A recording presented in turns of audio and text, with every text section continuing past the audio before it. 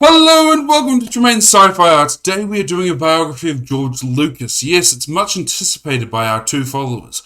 Now, Jag, I will be doing the majority of this. Let me rephrase that. I'll be the one reading the Wikipedia page this time. Jag will be bringing out some stuff about his wife Jag's very passionate about George Lucas's ex-wife. His wife. Sorry, I thought I was talking about my wife. Hold up. You don't have a wife, Jag? Let me just adjust my notes here. Okay, go on. Fuck off. Okay. So before we start, we should also talk about some of the stuff we have coming up. So we have quite a few interviews and different biographies coming up. In fact, so many so that you may say I may have gone through a bit of a manic episode while developing the schedule. So we got some different from some upcoming authors, up and coming, no established authors really. And then we've got a bio for Kubrick coming up and one for Arthur C. Clarke. So if those sound interesting, remember to go down into the description. Follow us on Facebook if you have Facebook, and follow us on Instagram if you have Instagram. And also follow us on Twitter, where I occasionally post something funny. Now, moving on to George Lucas. So, obviously George Lucas is a big inspiration for me as a writer, but also as a person, because I was a nerd. I know, much to everyone's surprise, Jag and I are nerds. I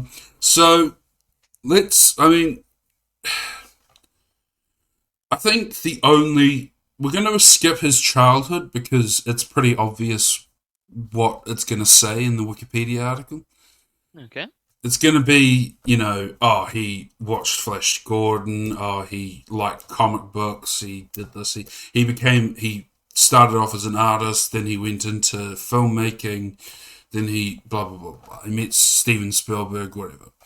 We don't care about that because it's pretty much the same Hollywood story for most people.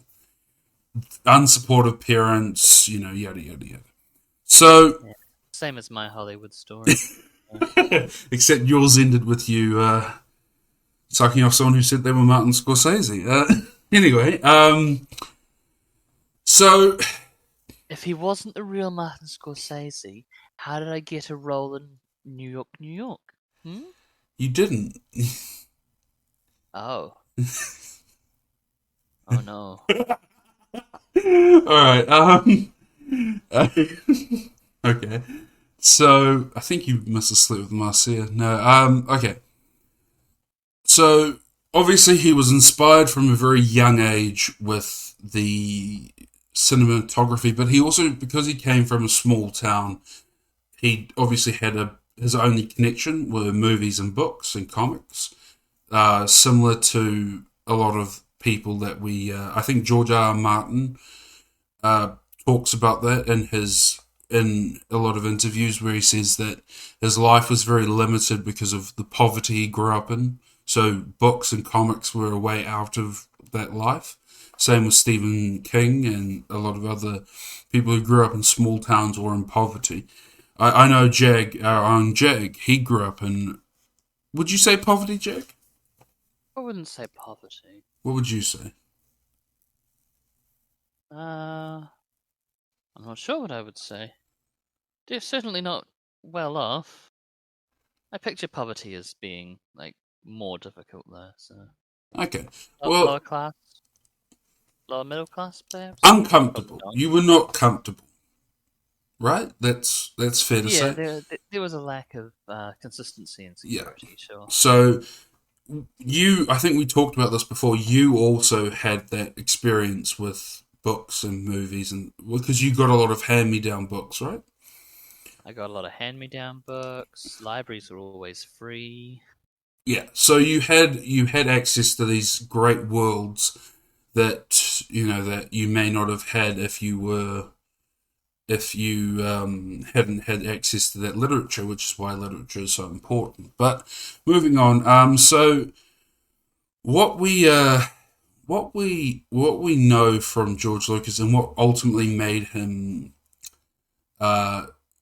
what made him become a. No, we're going to talk a little bit about how he was as a director first, I suppose. So, Jag and I have been arguing before this episode, talking about whether or not Lucas was actually a good director. I think he was, but I also think that I think that I don't know enough about the filming process to actually know whether or not he was a good director. I think filming a lot was a good idea because it gave him a wide variety to work with. But I also know that Jag has brought up that Marcia Griffin did a great deal of work on editing it for him. So, Yeah. Jag, what would you say about Lucas's directing? If you have any thoughts. So I suppose filming a lot is fine. It's not that filming a lot is itself a problem. Right. Though I will say, when I think of like other good directors, producers like say Peter Jackson, Hmm. they were much more constrained by costs, and filming a lot, tape is expensive, so Yeah. there's a lot to be said for not filming a lot as well. Right. Yeah. Um, Yeah. just in those terms. Um, if you can afford all the tape, if you can do all that, then having multiple shots of the same thing does give you lots of options, and so that is sensible. Um, I don't think he was bad for future proofing his own work as such. Like, yeah, it's sensible. Right. Um, but I suppose the question is like, how much of it was he intending to use? Right. It's Yeah. one thing to say, "Oh, I've filmed a lot here. I've got a lot of space to work with," and going, "Well, I'm filming a lot here. I am going to make a 7-hour movie with just a Right. lot Yeah. of I see people what you talking, and oh, it's going to be awful." mean. Well, okay, so because we've seen some directors like Martin Scorsese with The Irishman can do really well with long movies. I wouldn't say they are completely. It's not. I wouldn't say that I can say that they aren't noticeably long. Like when I was watching The Hobbit, I've seen The Hobbit. I haven't seen Lord of the Rings, but when I was watching The Hobbit or when I was watching The Irishman, which I think are the longest movies I've watched, um, I noticed the time was dragging. I didn't Mm. think the storytelling got worse, or I didn't think anything degraded. I could just tell that I was starting to be fatigued by the amount of attention I was giving. Maybe that's to do with me as a movie watcher because I don't watch a lot of movies. So I don't know. What do you think? Personally, I think if a movie isn't an hour 20 to 2 hours long, it needs to have a reason to be longer. Right. Yeah. Like Can you give some there are examples? movies. Um, I suppose Lord of the Rings. I mean, it's based on 3 books. It would have been weird. It could have been split up more, but the source material was written in such a way that there wasn't really Right. somewhere to put a break in it at halfway through the first movie. Right. Or Yeah. if you did, it would be kind of rubbishy because what would you have then? It ends with them getting out of the Shire, and it's like, cool, they made it out of the Shire, but that's not interesting. Right. Okay. Nothing So fun has it happened. would have So just been it would have just been fan service of that.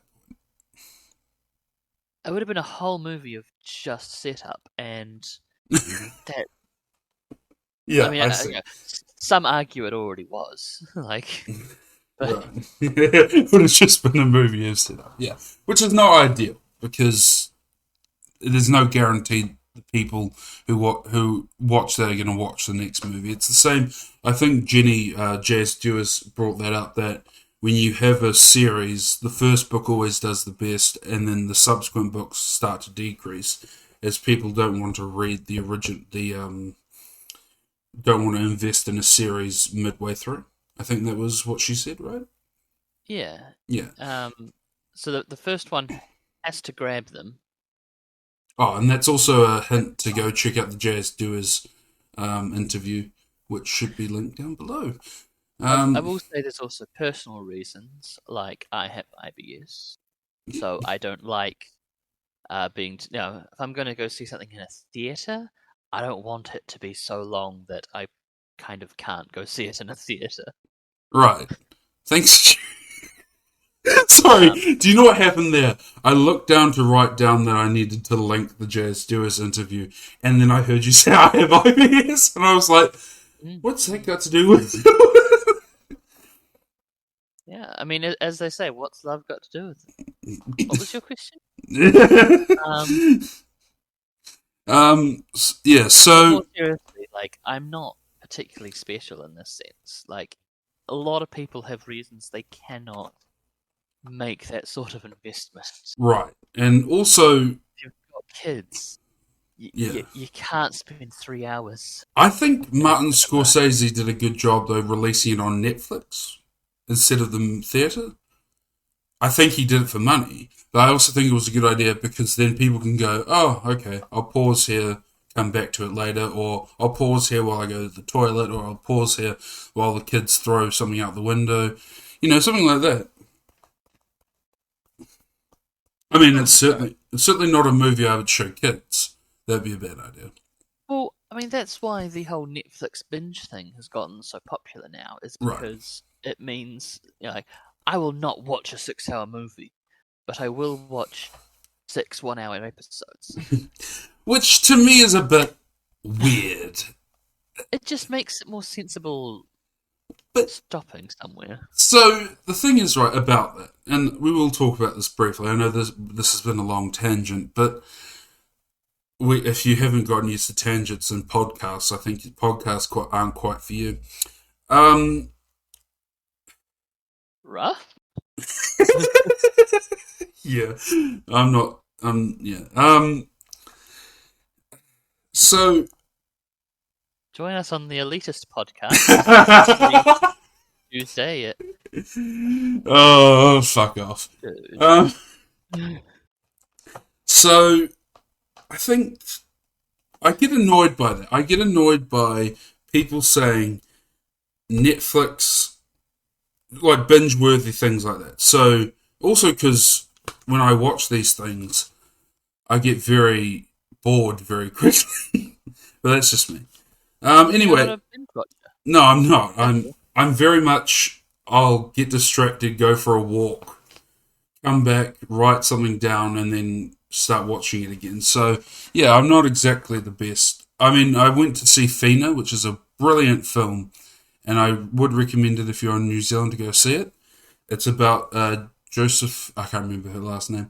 It's the old woman who walked to Wellington from up north in protest of the confiscation of Māori land from the Northern Territories. So during that, I actually had to start writing poetry because I was starting to get anxious that I was trapped in a theatre.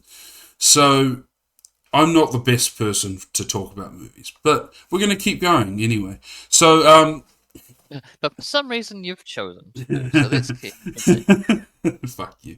So THX was the first movie Lucas did. It was a big flop, which is why he made Lucasfilm and had to move on to make American Graffiti, where he hired Harrison Ford as, I haven't seen American Graffiti because it seems like... I haven't seen Indiana Jones. The only thing I've seen of Lucas's is Land Before Time.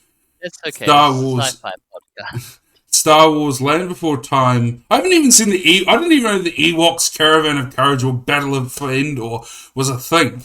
I mean, I think I've heard of Howard the Duck, but I don't know. Anyway, so moving on from American Graffiti, have you seen it? No. No. Okay, cool. We're the best. We're the best podcast out there. We're so professional. So obviously we're You gonna want more quality podcasts like this. go somewhere else. Good luck finding anything as It's a waste. professional as our. It's a wasteland out there.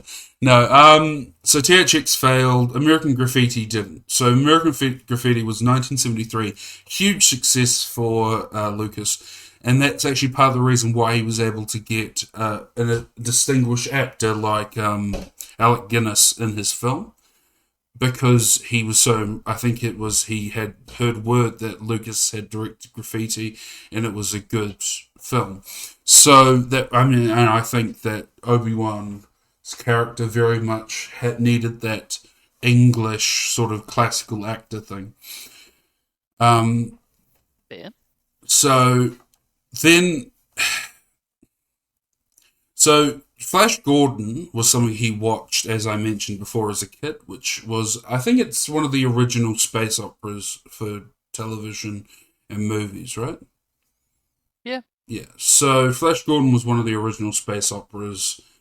I haven't seen much of it. I know that Brian Blessed was in it, was in one of the movies, I think, which is hilarious. I believe it's pronounced Brian Blessed. Oh shit! I said fuck. Oh fuck! I said shit. Yes. Yeah. Language. We've already sworn before, so yeah. So Flash Gordon. Bollocks, have we? So so we talked about the so he tried to adapt Flash Gordon to a serial for sorry, not a serial, a movie, but he wasn't able to obtain the rights, so the space adventure became Star Wars. The studios didn't like Star Wars because they didn't really know what he was talking about. I think if we know anything, George Lucas comes up with great ideas. He just can't quite communicate them. Seems to be the problem with George Lucas. But yeah, looks like someone called Alan Ladd Jr. at 20th Century Fox forced the production of the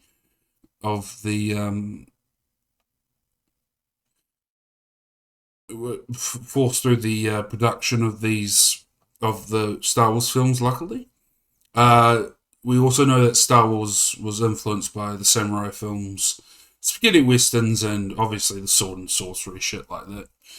But anyway, so Star Wars: A New Hope became, I think, a pretty much overnight sensation, right? Like, and which one was A New Hope? A New Hope is episode 4, the one where they blow up the Death Star the first time. Okay, and episode 4 is episode 1. Yeah. Mm-hmm. I think that hits. I can remember an interview with George Lucas where he said that was intentionally to try to get people to think, like one of the serials from Flash Gordon. So, yeah, so episode 4 is where we will talk about Marcia Griffin, which was George Lucas's wife that he met in Verna Field's United States Information Agency, whatever that means. She was working as a teaching instructor for US naval students, apparently. Who knew? Alright, so Jag, Marcia Griffin. A lot in our stuff, doesn't it? Yeah, she does. I think because people... I think because... Big at the time. Well, no, also I think space... Because we don't really know what space warfare would be like. We kind of assume that it would either be air or navy. It wouldn't, because to us it doesn't make any sense for it to have ground troops. Yeah. I know Doc Smith quite strongly put it in navy. I think, so Also, go check out the Doc Smith Also, bio that Scott we did. Hard, I think, also considered Navy. And then there's a few people who went, I think it would be its own thing called the Space Force. And it's like, oh, that's a good point. I mean, obviously, we have no clue how we would, why we would do it, two, how we would do it. Space Force. Yeah, but they haven't. Have they seen Action Jag? Does anyone else have a Space Force? No, I don't think that the United States Space Force has actually had any combat. And it is the only one. So that currently the United States owns space. Perfect. It basically is. Speaking of sci-fi, the United States Space Force. It actually does have some interesting things. For example, Tremaine, how many spacecraft do you think the United States Space Force have? Oh, well, it's the United States. They put a lot into their military, so maybe 10? 10? 77. I beg your fuck. They have 77 spacecraft, Tremaine. We're gonna do an episode on real life space forces one day, because huh? Who are they planning on fighting in space? I mean, it's meant to be the one place. To some, they know some things we might not. I mean, according to Tim Curry, it's the one place not corrupted by capitalism. Anyway, check out Red Alert 4, 3? I can't remember. Yuri's Revenge? No, Yuri's Revenge was no, it's after Yuri's Revenge. Okay. Anyway, one day we might do an episode regarding all that stuff. Yeah, because I don't know, it's interesting to me at least. So yeah, we don't really know what space warfare would be like, but Lucas seemed an episode about that stuff. Get in the comments. On Facebook and Instagram. I do. Jag doesn't. Currently, they're just all bots. So appropriate for a sci-fi podcast. Yeah. So Lucas very much saw the big craft as so the big spacecrafts as naval ships, and the small fighters and bombers as planes. So essentially, it was like aircraft carriers and planes, like the Pacific Theatre that he probably would have been aware of, and like he probably knew of it. Yeah. So having studied history and sociology and anthropology, would have come across some of that stuff. So no early life.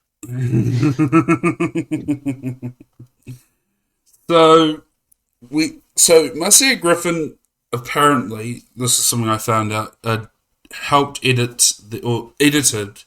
the Yavin 4 battle. So that is the one where the Death Star is about to be blown up with Tarkin in it for some reason. Let's be clear here. If they had blown it up when Obi-Wan was alive, I know they didn't have the part yet, they would have killed like every Grand Moff in the galaxy, because they were all around a table talking about it, even though they could have done holograms. Anyway, so there are other Grand Moffs, not just Tarkin? There were so there were Grand Moffs, there were Admirals, Grand Admirals. This is the Lucas episode, not the Star Wars episode. Yeah. Definitely room for its own episode in time. I think we've done 2 episodes of Star Wars. So you have. I was sleeping. Like you usually do. So, so Return of the Jedi was a big success. It was, I think, what some people say it was one of the first blockbusters in the movie business. It was one of the highest grossing films of all time, to be dethroned by E.T. Anyway, moving on. Apparently he had chest pains during the production of Star Wars, A New Hope. So, which isn't much of a surprise, is it? Really, it seems to be Yeah. It seems to be a yeah. It seems to be a stressful job being a director. Um, so obviously the later films, Empire. Sorry, we need to talk about Marcia Griffin. So It's only a stressful job when people aren't doing what you're telling them to. so Jag. Sit over there, Grip. I so Oh, you sorry. so before so I'm gonna say this. George Lucas is the reason Star Wars was great. Who is Marcia Griffin? What did she do? Um, she tidied it up. She made it something a lot more palatable. She turned it from what essentially could have been just an art movie into an actual blockbuster, in my opinion. And how did she do that? She took what was a great fun concept and went, how can I make it something that people will want, as opposed to something that George will want? And she did a great job at that. She brought in a lot of the emotional beats were fixed by her. Right. Anything where you go, oh, or well, yeah, basically any emotional beat was handled by her. So she didn't fix the part where Luke basically sees his uncle and aunt that have raised him burned to death, to then just go, oh no. Anyway. I'm sure she had strong opinions on that, but I mean, he shows a bit of emotion, I suppose. He doesn't just go anyway, but it's kind of like he doesn't really mourn them that much anyway. He goes off with Obi-Wan pretty quickly. So would it be like Obi-Wan's death at the hands of Lord Vader? yeah, so Yeah. yeah, that's a good example. Obi-Wan was going to just run away, and she went, "No, he should die there." Which is controversial in the Star Wars community, which we need to talk about actually. So you say she fixed the Battle of Yavin.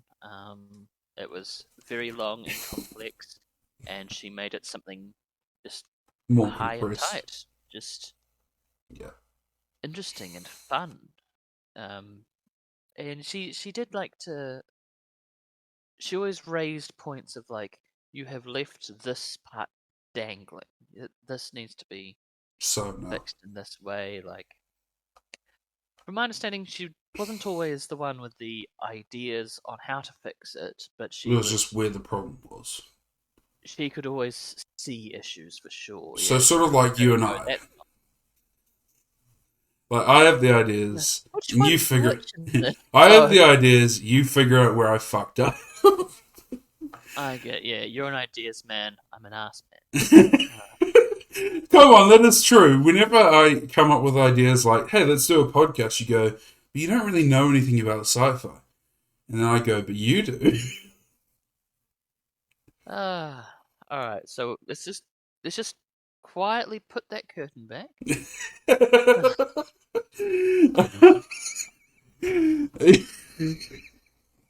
God damn it. Anyway, so she was the reason that Obi-Wan dies on the Death Star. Now, that is controversial. Now, we talked about this. Why? It was a great choice. So, for a lot of Star Wars fans who don't recognize that A New Hope was meant to be a one-off, it doesn't make any sense. Why does Obi-Wan sacrifice himself when they could have easily escaped without him? Obi-Wan, in the wider context, should have lived longer. Maybe, also, from the looks of it, because he wasn't able to finish Luke's training, Yoda had to be introduced. So why? Why kill Obi-Wan? And the answer to that very much is not in the story. It's in, they didn't think A New Hope would have sequels. No. So you're right in saying that it probably was good for the movie, but it would probably not be. It was probably not good for the entire franchise because arguably, I mean, the Force Ghosts were cool, but what would have been cool also in The Empire Strikes Back is Obi-Wan giving more exposition, then dying in a more heroic way. I don't see. For me, I don't think. Then again, I'm one of those people who think Star Wars would have been better off being made later on in the century, but I guess that's not really how it turned out. So yeah, I think with better technology, the originals would have been super good. But I also understand. Okay, he went back with better technology and fixed them.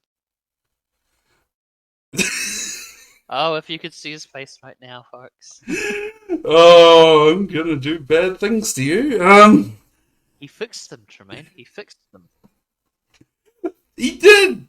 Fuck you all. Okay. So in Empire Strikes Back, what did Marcia do? Because that is seen as the jewel in the crown of the originals. So yeah, Empire Strikes Back. He certainly raised her child at home. Oh, you just had to play that card, didn't you? You just had to make it look like I'm an asshole. You know I didn't know that. Well, for Empire Strikes Back, she was a good mother. I like. What do you want?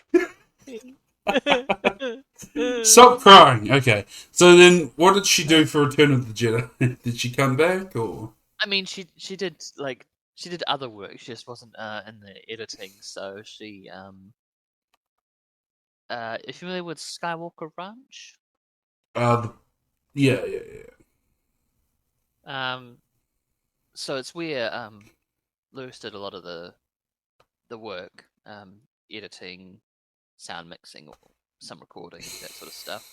It's where they had the visual effects team, all that sort of stuff, right? Right, yeah. So she did like design work there and stuff. So she was. It's hard not to say just because it's really not just. She did like significant things there, but it was. She made it a nicer place to be. She did a lot of interior design, and which doesn't sound important to making movies and stuff, but it really helps the employees. Right. We talked about. Oh no, I talked about that with my psychologist yesterday. No, that some people say if you go into an office and it's just employee of the month, yada yada yada, and nothing about the origin of the company, nothing about what the company's identity is, it very much doesn't do well psychologically for employees. Apparently. Yeah. So she worked on that sort of stuff. Yeah. As I say, like she made it a nice place for people to work. Her efforts there probably retained a lot of talent. Right. So, especially that, along with raising a child, she was busy. She was a busy lady. She had a lot to do, and she did a lot. Okay. So, moving on from her, after Return of the Jedi, Lucas created some. How should we say this? Good. That's what you're trying to say. Some good, and some not so good things. Are you talking Indiana Jones? Well, no. Indiana Jones was filmed next. Okay. By Steven Spielberg, but he was the story writer and executive producer. I'm talking more about the good stuff on this Wikipedia page, like Land Before Time, and you said the Battle for Endor was quite good or something like that. Or you laughed when I said that, so I assume Twice Upon a Time as well, I think I've heard of. But then there's other things like Howard the Duck, which apparently is the biggest flop of Lucas's career. um, yeah, so after that, I think he became quite disconnected from directing and went on to just enjoy himself and with like That smaller monster. smaller things. He got divorced. That's a lot of fun. Wouldn't call that a small thing. He divorced Marcia. I think she divorced him or something like that. He lost a lot of his money. Uh, yeah, she divorced him. She blames him quite thoroughly, as you would. As you do. Um, so so we're going to talk a little bit about the gaming company that Cool. he founded because Jags played quite a few of the games that apparently they made. So we also made yeah, we'll quickly talk about Pixar because it was founded by a group that the computer division of Lucasfilm. Then Steve Jobs bought it, and Oh, then it sort of just all went off from him. Okay. go on then. So from there, I'll allow it. tell me a bit about the games that you know of from So yeah. I had Indiana Jones and the Fate of Atlantis, which was a very, very much more magical universe than Indiana Jones as I'm otherwise familiar with. Um, but maybe that's me not understanding Indiana Jones well. I mean, Um, do a part. They do have a part in the Ark of the with the Ark of the Covenant opening, and all the Nazis getting their faces melted. is that magic? Yes. Do you know anything in our world that would have been buried in the Ark of the Covenant that would have been able to do that? I don't know. A lot of people separate religion from magic, but I do. I don't. neither does the Bible, really. Um, Oh God! All right, carry on. I mean, magic is referenced like multiple times as being a real thing that people can do, separate from, like Pharaoh's magicians do actual damn magic. It is canon. Uh, This is proper canon too, not just Star Wars canon. Carry on. but So regardless, yeah, so the Indiana Jones were these like? Would you say the majority of the games you played from the Lucas games were good, or would you yes. say So they were good. The ones I did at least were a lot of point and click. right? Yeah, That's partly because it was popular at the time, and partly because I mean we didn't have even for the time we didn't have amazing computers, so point and clicks stuff like frame rate doesn't really matter because they're point and clicks, you right. know. Okay. Thank you Um, for that in-depth analysis of that. Yeah. So just given some context. Um, so yeah, Fate of Atlantis was a point and click game of his. I also played Last Crusade, which also point and click. There was what was he was involved in Monkey Island. Um, which is I mean a classic. It's still point and click. It was mainly made by a different group, not Double Fine. I'll remember it like tomorrow probably. oh perfect. You know what it's like. Yeah. But anyway, so yeah, um, they were good games. The point and click games are very cinematic, because there's always like one real solution to any puzzle or your goals or whatever. So Right. they're able to really lock in a you know whatever's going to happen. They could lock it in really well, and so they could make a strong story around it. And as I said, like cinematic as heck. Right. It required more imagination than games nowadays, which require less. I mean, it still depends on the games and stuff. Oh But yeah, yeah. but So most modern games are not particularly. I mean, you can sometimes make your own stuff. Like I remember in GTA when I played it with my friends when I was 13. Probably wasn't meant to be playing GTA at that point, but I was. We used to come up with things like recreating battles from World War Two because we were the cool kids, and yeah. So I mean, definitely sounds it.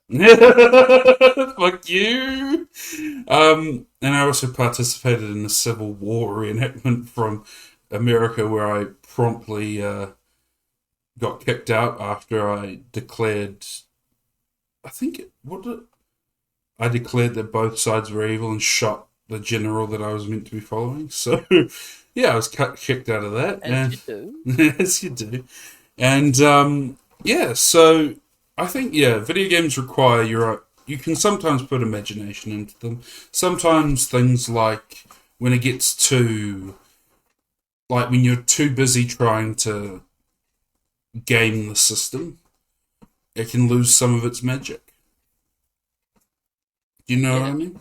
game the system. Well, no, like I know Civ or Civilization 5 lost a lot of its fun for me when I stopped thinking about it as like me building an empire and having fun like that and having like epic battles in my mind.